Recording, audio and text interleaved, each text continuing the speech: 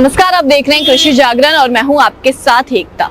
Agriculture journalist association of India Ajay एक ऐसा संगठन जो कि किसानों को पत्रकारिता के माध्यम से जागरूक करता आ रहा है। आज अजय के सौजन्य से हम एक कार्यक्रम की शुरुआत करने जा रहे हैं। इस कार्यक्रम का नाम है एग्रीचेक। इस कार्यक्रम में हम किसानों को जागरूक करेंगे फेक न्यूज के खिलाफ। इसी के साथ फाइनेंशियल लिटरेसी पे भी लंबी चर्चा होगी। तो चलिए आपको सीधे कार्यक्रम में ले चलते हैं और दिखाते हैं कि वहाँ क्या कुछ खास हो रहा है।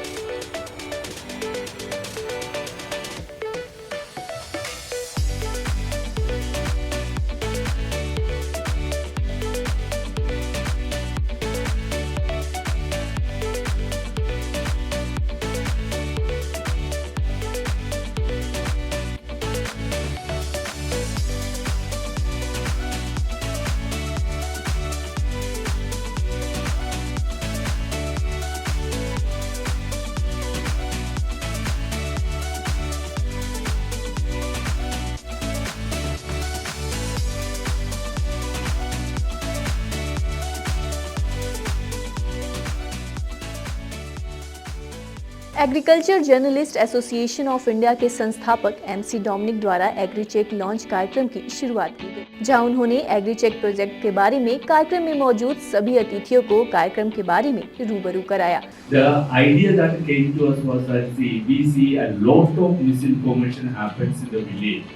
See, the city you have easily you can check it. But when you go to the village, in the rural area, it takes time to rectify and clarify or get the right information. And if something goes wrong in the agriculture, it happens, it goes to the entire system. इसके बाद फसाई के CEO doctor कमला वर्धना और फसाई के former chairman आशीष बहुगुणा द्वारा एग्रीचेक website का अनावरण किया गया। Fake news pertaining to agriculture, which impacts on food safety. Right? Now, food safety is impacted basically by two things. One is the quality of the raw material, where agriculture comes in, and the other is the processing part and the packaging. So here, today's topic, of course, wants us or directs us to focus on the raw material, the quality of it, and how it impacts upon food safety. Singapore also mentioned saying that we are recalling certain products of certain companies because of the excessive presence of ethylene oxide, which is above the 50 ppm. That is the permissible limits given by the Singapore Food Authority. The problem here is that the Singapore Food Authority has given it to the media. Normally we don't do that, right?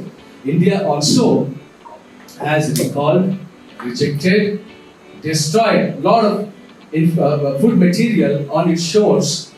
Every year it happens, US FDA has recalled and rejected more than 300 food items of European Union.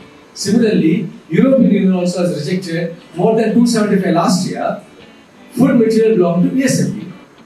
What Singapore has done, they said that this is beyond the permissible limits, so ethylene oxide. The news comes out saying that Hong Kong has banned Indian spices.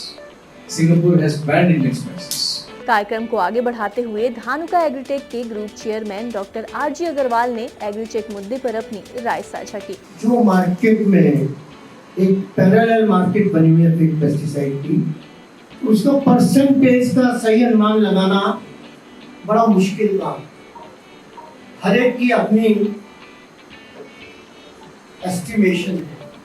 Bharat सरकार parliament में answer देती है तो कहती है 10 से 30% तक नुकसान ऐसे नकली कीटनाशकों से होता है। एफएओ का अनुमान है 20 से 40% तक नुकसान। जब भी हम किसान की बात करते तो कहते हैं बेचारा गरीब किसान, कहते हैं ऐसा नहीं कहते हैं, तब तक वो बेचारा गरीब बना रहेगा। क्या उसको और उसके बच्चों को अच्छी जिंदगी जीने का हक नहीं है? ये जो फेक सिर्फ पेस्टिसाइड नहीं है, शायद सीड इंडस्ट्री उस्मानी साहब बैठे हैं, फर्टिलाइजर के लोग भी बैठे होंगे।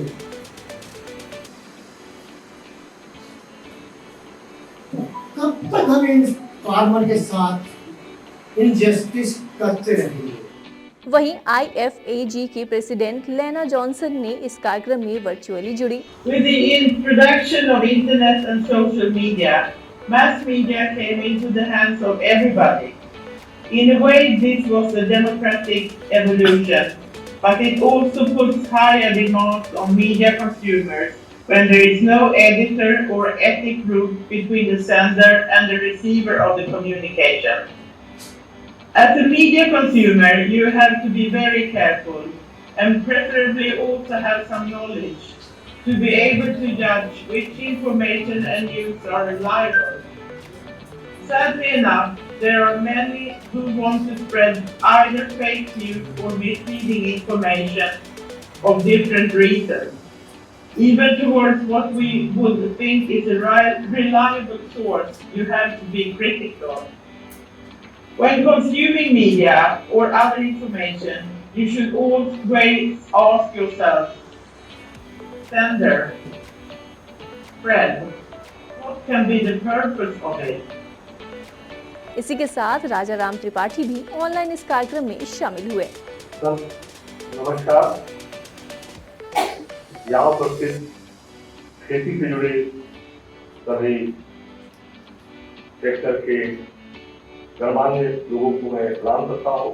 छत्तीसगढ़ के बस्तर जिले की और agriculture journalist association of India के लॉन्चिंग के अवसर से इस एसोसिएशन से जुड़े सभी साथियों को मैं बधाई देता हूँ और विशेषकर इसके शिल्पकार आर्किटेक्ट डॉक्टर एम.के. डोंगरी जी को, उनकी पूरी टीम को, डॉक्टर पी.के. पंत साहब को, आपको ये जो अजय है agriculture journalist association of India, इसको क्या करना है आगे चलकर, यह तय करने के पहले एग्रीकल्चर जर्नलिस्ट है कहाँ, इसे समझने की जरूरत है।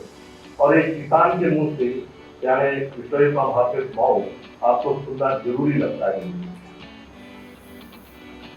भाई खेती को अमूमन मेरे पास आंकड़े हैं, प्रिंट मीडिया 3% जगह देती और इलेक्ट्रॉनिक मीडिया को उसके पास इसके लिए वक्त ही नहीं।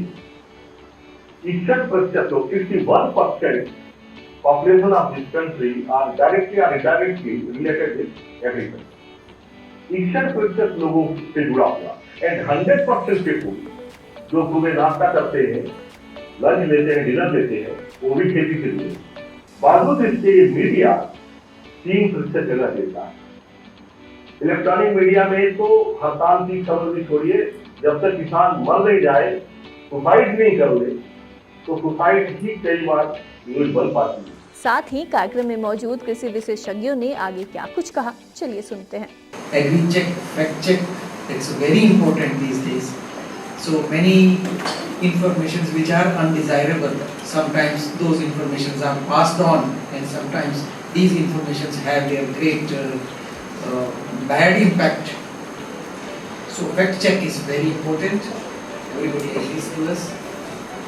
And as we work in a 3-tier system, research, teaching and extension. These are the 3-tier system where university, ICR system works. So extension is very important part of it. Actually होता क्या है कि जो भी information या misinformation if you in the farmers domain, again the farmers are not very much learned या उनके जो कॉन्सेप्ट है, अंडरस्टैंडिंग है वो डिफरेंट है, वो वहाँ पर मिसकम्युनिकेट और ज्यादा हो जाता है। What gets me to this place that there's a very high level of sensitivity and vulnerability happening with fake news or so-called misinformation, disinformation. Most vulnerable for us are the farming lot, because for them to differentiate truth from semi-truth. I will not go to the falsehood completely, because I think the problem really is truth with semi-truth or truth with tainted or painted or narrative-driven truth. So I think that's a big challenge there. they are at the bearing end, because every time a fake thing goes, it goes and hit them straight away. Farmers being small and marginal, they have no way either to cross-check, no way either to survive.